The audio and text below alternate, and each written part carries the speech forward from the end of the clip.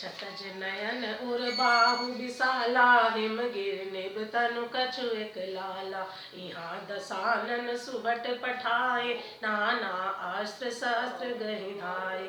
उदर नक बिट पायुध धारी, ताए कपि जय राम पुकारी। फिरे सकल जोरहि सन जोरी, इत उत जय इच्छा नहीं थोरी। मुठिकन लातन दातन काटहि, कपि जय शील मारि पुनि डांटहि।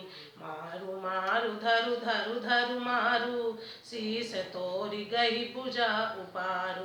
अस रव पूरि रही नव खंडा, तावै जय तै रुंड प्रचंडा। देखहि कौतुक नव सुर वृंदा, कबहुक विस्मय कबहु आनंदा। रुधिर गाढ़ भरी भरी जम्यो, ऊपर धूरि उड़ाई। जनु अंगार रासिन पर, मृतक धूम रयो छाई।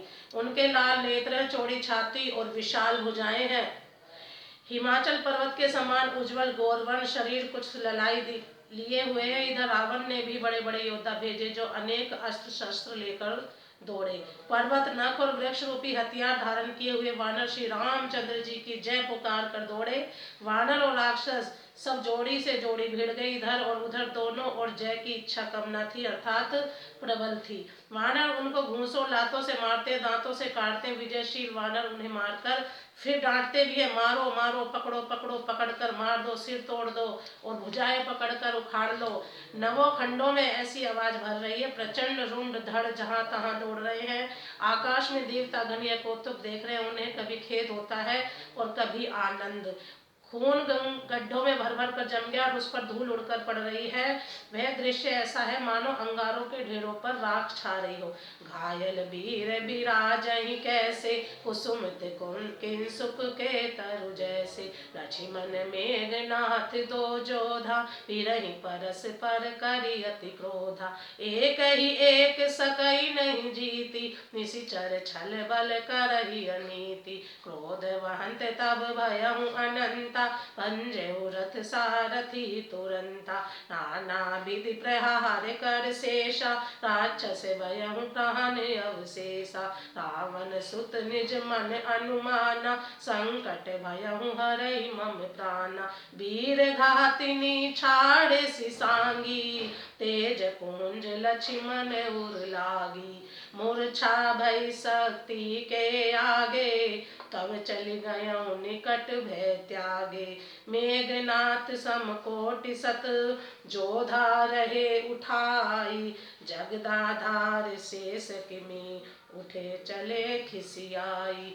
घायल वीर कैसे शोभित होते हैं, जैसे फूले हुए पलाश के पेड़। लक्ष्मण और मेघनाथ दोनों योद्धा अत्यंत क्रोध करके एक दूसरे से भिड़ते हैं। एक दूसरे को कोई किसी को जीत नहीं सकता। राक्षस छल बल माया और अनीति अधर्म करता है। तब भगवान अनंत जी लक्ष्मण जी क्रोधित हुए और उन्होंने तुरंत उसके रथ को तोड़ डाला और सारथी को टुकड़े टुकड़े कर दिए। शेष जी लक्ष्मण जी उस पर अनेक प्रकार से प्रहार करने लगे। राक्षस के प्राण मात्र शेष रह गए। रावण पुत्र मेघनाथ ने मन में अनुमान किया कि अब तो प्राण संकट आ बना, ये मेरे प्राण हर लेंगे। तब उसने वीर घातनी शक्ति चलाई। वह तेज पूर्ण शक्ति लक्ष्मण जी की छाती में लगी। शक्ति के लगने से उन्हें मूर्छा आ गई। तब मेघनाथ भय छोड़कर उनके पास चला गया। मेघनाथ के समान 100 करोड़ अगणित योद्धा उन्हें उठा रहे हैं, परंतु जगत के आधार श्री शेष जी लक्ष्मण जी उनसे कैसे उठते हैं।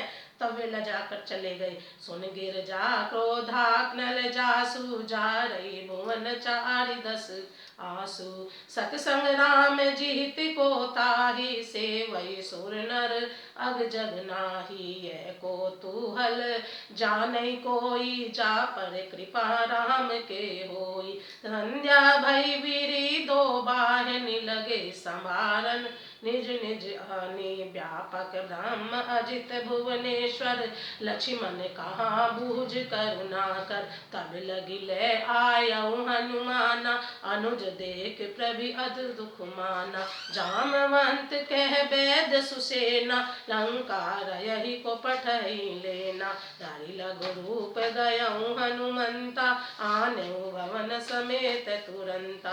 राम पदार बिंद सिर, ना आयऊ आई सुसेन, कहा नाम गिरी औषधि, जाऊं पवन सुत लेन। शिव जी कहते हैं गिरजे सुनो, प्रलय काल में जिन शेषनाग के क्रोध की अग्नि 14 भुवनों को तुरंत ही जला डालती है और देवता मनुष्य तथा समस्त चराचर जीव जिनकी सेवा करते हैं, उनको संग्राम में कौन जीत सकता है।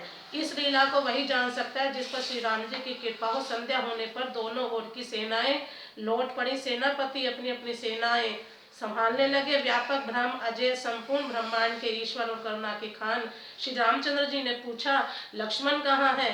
तब तक हनुमान उन्हें ले आए। छोटे भाई को इस दशा में देखकर प्रभु ने बहुत ही दुख माना। जामवान ने कहा लंका में सुषेण वैद्य रहता है, उसे ले आने के लिए किसको भेजा जाए। हनुमान जी छोटा रूप धर कर गए और सुषेण को उसके घर समेत तुरंत ही उठा लाए। सुषेण ने आकर श्री राम जी के चरणार बिंदों में सिर नवाया। उसने पर्वत और औषध का नाम बताया और कहा कि हे पवन पुत्र, औषधि लेने जाओ। प्रेम से बोलो जय श्री राम।